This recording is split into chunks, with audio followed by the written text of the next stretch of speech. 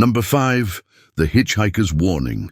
On a desolate highway in the middle of the night, a man named Rashid was driving home from a friend's wedding. The road was moonlit and empty until he spotted a lone figure up ahead.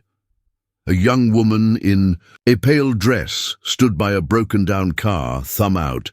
Feeling sympathy and recalling the Islamic virtue of helping those in need, Rashid pulled over to offer a ride or at least use of his phone. The woman gratefully slid into the back seat, explaining she'd had a car accident and needed to get to town.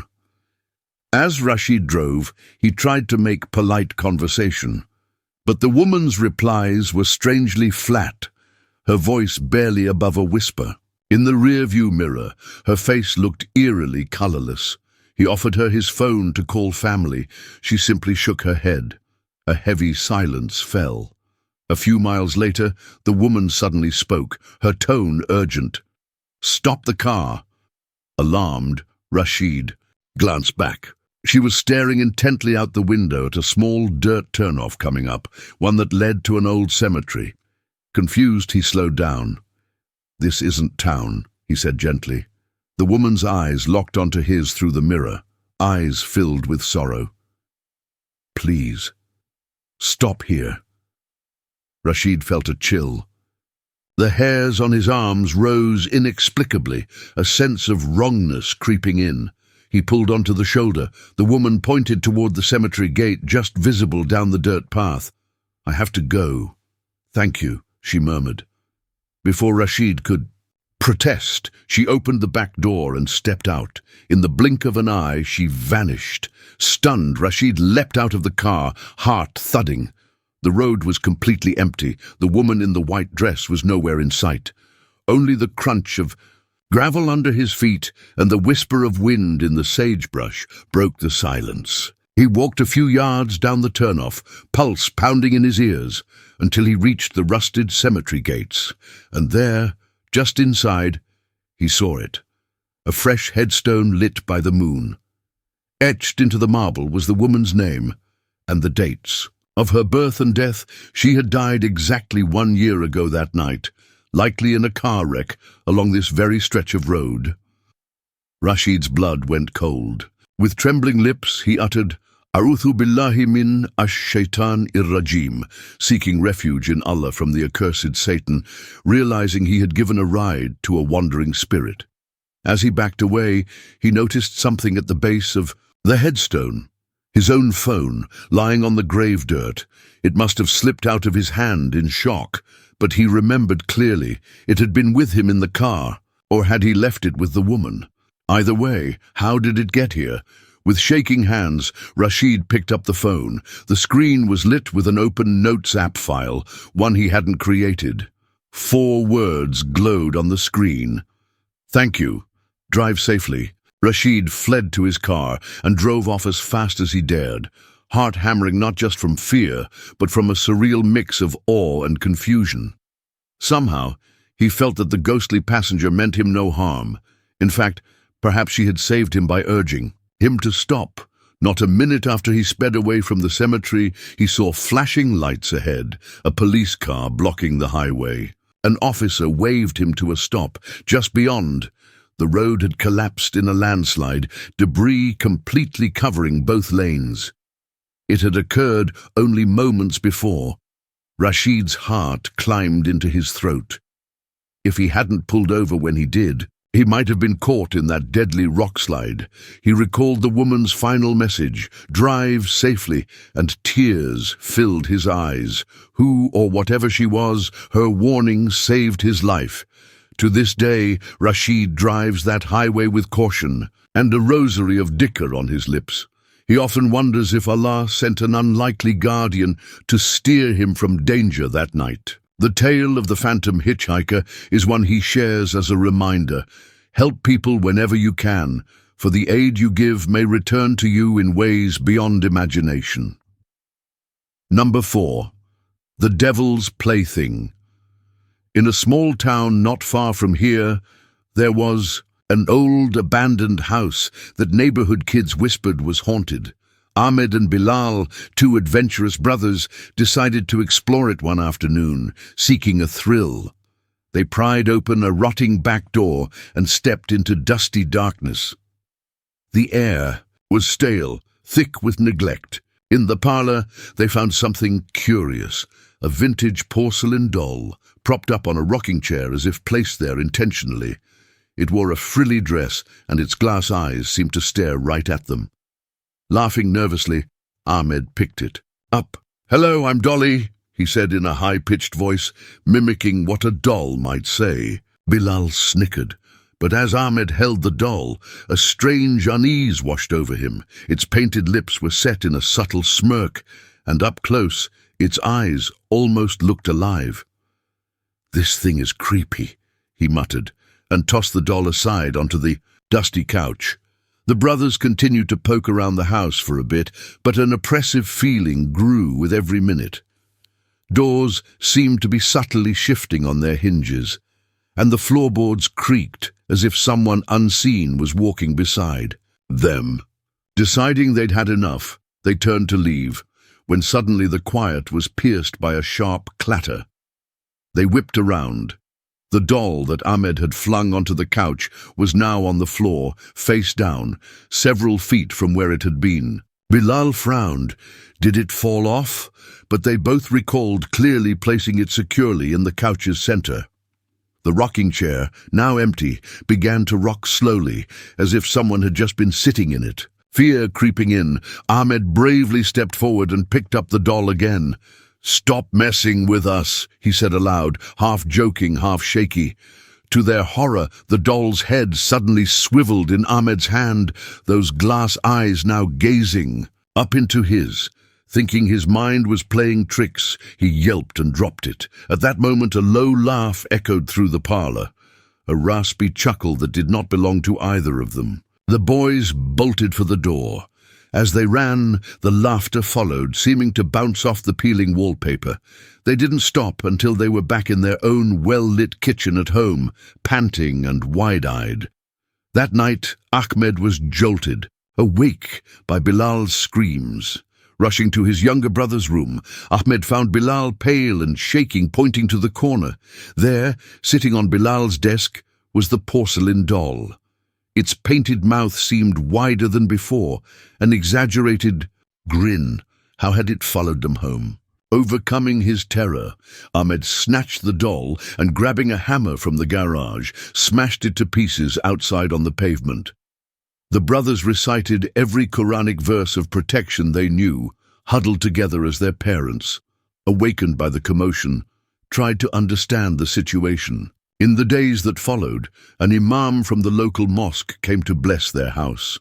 He speculated that a malicious jinn might have been attached to that doll, making it its plaything, and it did not appreciate the boys disturbing it. The pieces of the doll were buried far away, and after many prayers the strange phenomena ceased. Ahmed and Bilal learned a harsh lesson. Some curiosities aren't meant to be disturbed. The haunted doll became a town legend, a cautionary tale to respect the unseen, and the boys, now men, still shudder when they recall the sound of that inhuman chuckle and the sight of glass eyes coming to life. Every time they pray, they are thankful that Allah delivered them from what could have been a far more sinister fate at the hands of the devil's plaything. Number 3. The Watcher in the Woods. Hanan was a skeptic when it came to the paranormal. She didn't scare easily. So, when her friends challenged her to go solo camping in the supposedly haunted Ravenwood Forest, she accepted with a confident grin. Armed with a tent, a flashlight, and her resolve, Hanan ventured out one cool autumn evening. The forest, though beautiful with its towering pines, had an unsettling reputation. Hikers talked about feeling watched and hearing their names whispered on the breeze. Hanan found a clearing, set up her tent, and built a small fire. As darkness enveloped the woods, she entertained herself by journaling under a lantern's glow, occasionally glancing into the dark trees and chuckling at how quiet and ordinary it all seemed. Around midnight, she decided to turn in. She extinguished the fire and lantern, plunging the world into inky darkness, broken only by slivers of moonlight.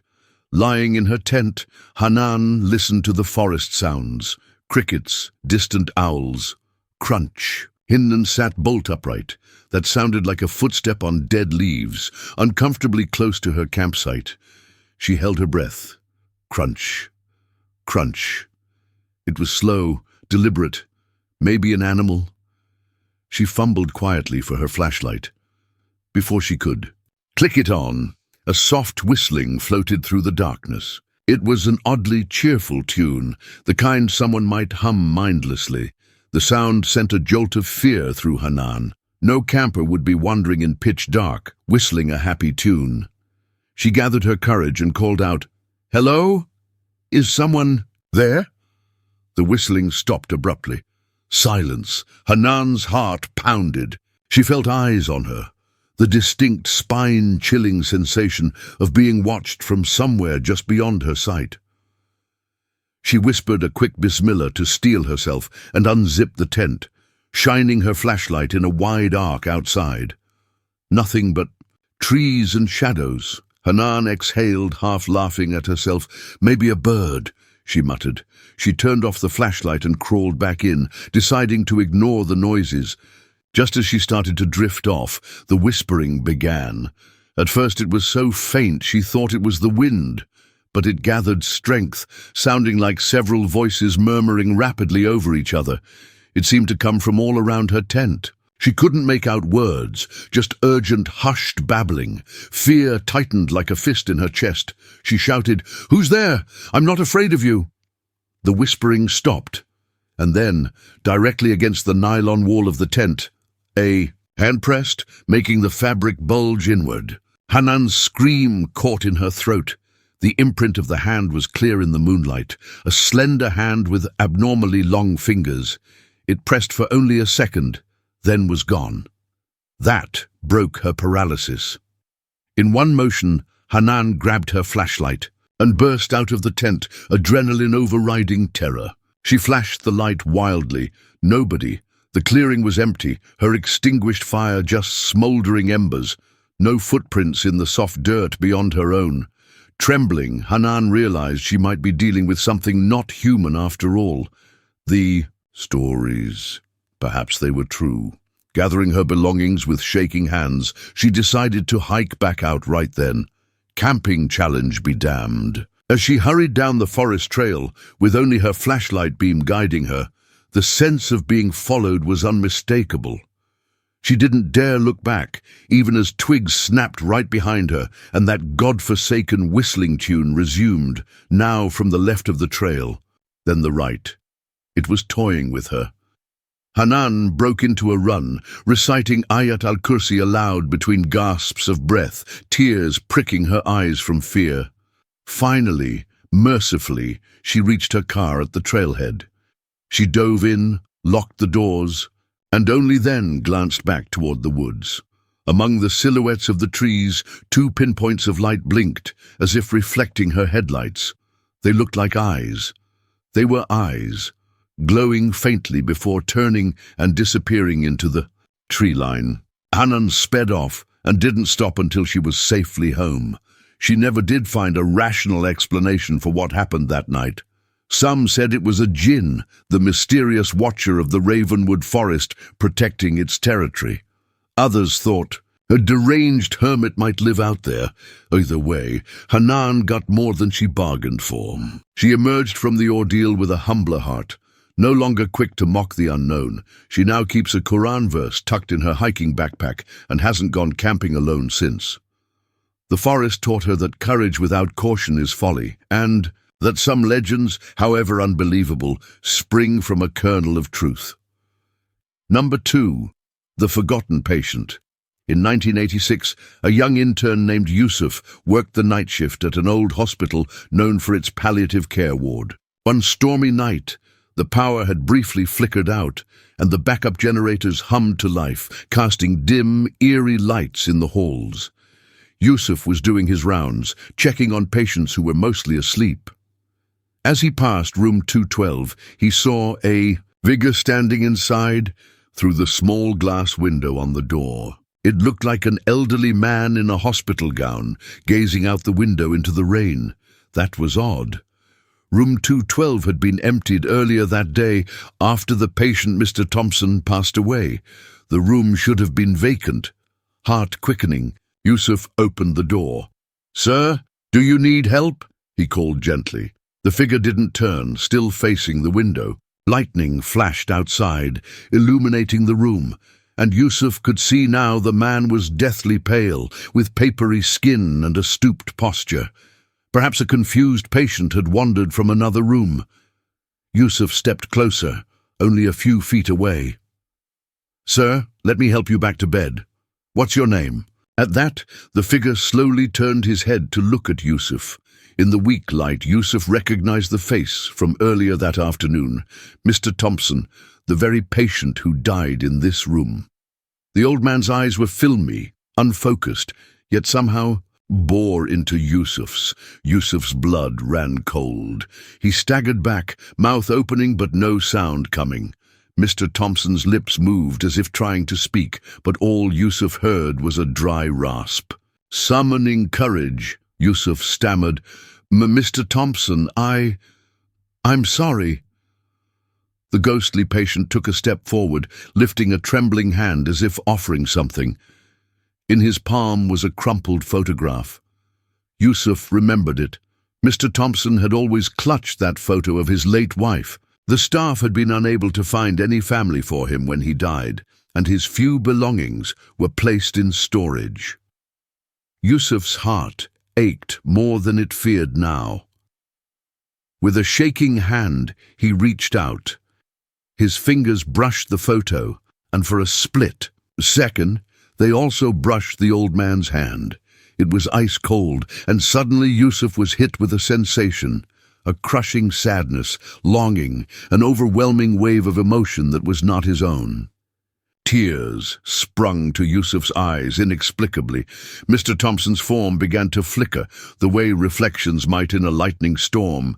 He opened his mouth again, and this time a frail voice whispered, "Tell her." Thunder boomed, and the lights in the hall flickered as full power returned. In that blink, the room went bright, and Mr. Thompson was gone. The photo that should have been in Yusuf's hand fell right through his fingers to the floor. He picked it up gently, heart hammering. The image was of a young Mr. Thompson and a lovely woman, both smiling. On the back was a name, Eleanor. Still shaking, Yusuf left the room and went straight to the nurse's station, digging through Mr. Thompson's file, which was pending transfer. To the morgue, Yusuf found mention of a next-of-kin contact attempt, a niece who never answered. But something new was there, a recent note that hadn't been there before. Could he have missed it? It listed a phone number for an Eleanor Thompson, his wife, believed to have died years prior, but apparently alive in a nursing home in another state. With dawning realization, Yusuf understood. Perhaps Mr. Thompson's spirit couldn't rest until his beloved wife knew of his passing, so he returned for one last act of love. Hand trembling, Yusuf dialed the number. Indeed, an elderly woman named Eleanor answered, her voice frail. When Yusuf explained who he was and why he was calling, she broke down sobbing. She'd been estranged from family and had no idea her husband was even ill. They had lost touch due to her own health issues and some miscommunication. Yusuf conveyed Mr. Thompson's last days and how he spoke of her, bringing what peace he could. Eleanor thanked him profusely through tears, and they hung up. In that moment, the weight in the air around Yusuf seemed to lift, as if someone had finally breathed relief. Yusuf slipped the photo into Mr. Thompson's file to be sent along with his belongings to Eleanor. He stepped out into the now quiet hall, whispering Al-Fatiha in prayer for the departed.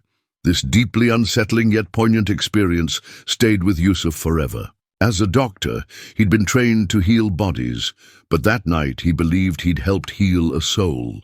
It taught him that sometimes the veil between life and death grows thin, especially where love and longing are involved. The hospital staff still tells the story of the ghost in room 212, but Yusuf rarely shares the full details. He keeps the encounter in his heart as both a caution and a comfort. A caution that not all that we see can be explained by science, and a comfort that love truly can defy even death's barriers. Number 1, the call from below. This final tale comes from a firefighter named Nabil, who responded to an emergency unlike any other. A call came in on a chilly October night. Neighbors heard screams from an old 2-story house that was supposed to be empty. The house had been home to a reclusive old man who recently died. No one should have been there. Thinking it might be squatters in trouble or a prank, Nabil's team drove out. Upon arrival, the house was dark and silent. They did a perimeter search. Nothing. But as they prepared to leave, a faint sound stopped them. A muffled cry for help, seemingly coming from below. It sounded like a child's voice pleading, "Help me, please!" The firefighters sprang into action, certain now someone was trapped. Nabil and another firefighter forced entry and followed the cries to the basement door. It was padlocked from the outside. They broke the lock and swung the door open. The basement was pitch black. "Fire department!" Nabil called out. "Keep yelling so we can find you!" From the darkness, the child's voice sobbed, I'm here, mister!" They descended the wooden stairs, flashlights slicing through the gloom. The basement was mostly bare, save for old furniture, draped in sheets. In the far corner, they saw a young boy, about 7 years old, in dated clothing, suspenders and a newsboy cap, huddled and crying. Nabil approached slowly. "It's okay, we're here to help. How did you get here, son?" The boy looked up, tears streaking his dirty face. "Papa locked me down here. He won't let me out," he wailed. Nabil's heart clenched. Who would do this? The old man who owned the house had no children as far as anyone knew.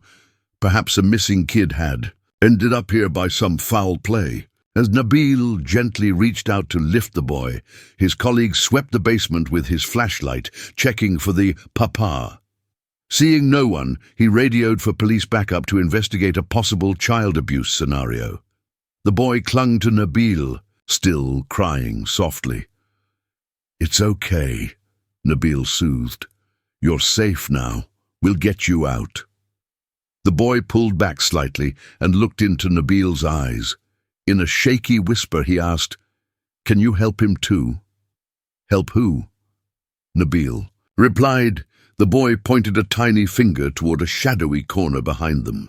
Nabil turned his flashlight and felt his blood run cold. In the corner stood a tall, gaunt figure of a man with hollow eyes, wearing a tattered suit from decades past. Before Nabil could react, the man lunged forward with impossible speed, reaching for the boy. His face contorted in rage, he screamed, "He's mine!"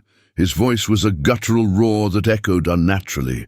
Nabil stumbled back, the child still clutching him, as the man's claw-like hands swiped just inches away. Nabil's partner shouted in surprise and aimed his flashlight directly at the figure, only to illuminate nothing. The corner was empty. The phantom man had vanished. Nabil's heart thundered.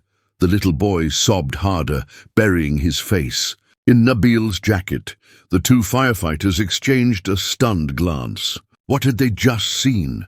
They decided to get out of that basement fast. As Nabil carried the boy up the stairs, he felt the temperature plummet. His breath puffed out in white clouds. The boy in his arms suddenly felt ice cold and heavy, so heavy. Halfway up, Nabil faltered under the weight as the child's sobbing abruptly stopped.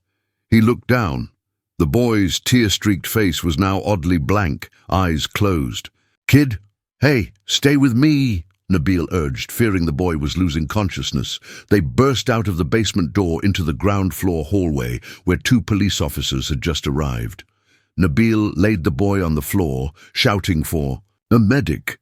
But as the hallway light fell on the child, all the firefighters and officers stepped back in unison. Before their eyes, the boy's figure faded. his old-fashioned clothes, his small limbs, all of him, fading into nothing more than a wispy outline on the wooden floor. Within seconds he was gone too. Only the damp outline of a small handprint remained on Nabil's jacket sleeve where the boy had held on. The men stood in shock, grappling with what they had witnessed. One officer, pale as a sheet, finally spoke. "This house. I remember now. A family died here in the 1940s. A father went mad and locked his son in the basement. The house has been empty since the old owner's passing, except I guess not really empty." Nabil stepped outside, shaking, sucking in the cool night air. He whispered a prayer for the spirits he'd encountered, the tormented father and the poor child who just wanted help. In the end, the call was chalked up as a false alarm with an unknown source. But Nabil knew what he experienced was real. This deeply creepy incident changed him. He took to keeping a pocket Quran with him on duty and would utter prayers under his breath, entering any situation involving tragedy, hoping to bring peace to restless souls. Sometimes, late at night, he can't help but replay that boy's plaintive words. Can you help him too? Perhaps in answering the boy's call for help, they did bring some resolution. Maybe the father and son were finally reunited and moved on from this world. Nabil likes to think so, and it brings him comfort. The lesson he learned is one we all should heed. Not all cries in the night come from the living, but compassion and faith are never wasted, even if the ones we save have already passed beyond the veil.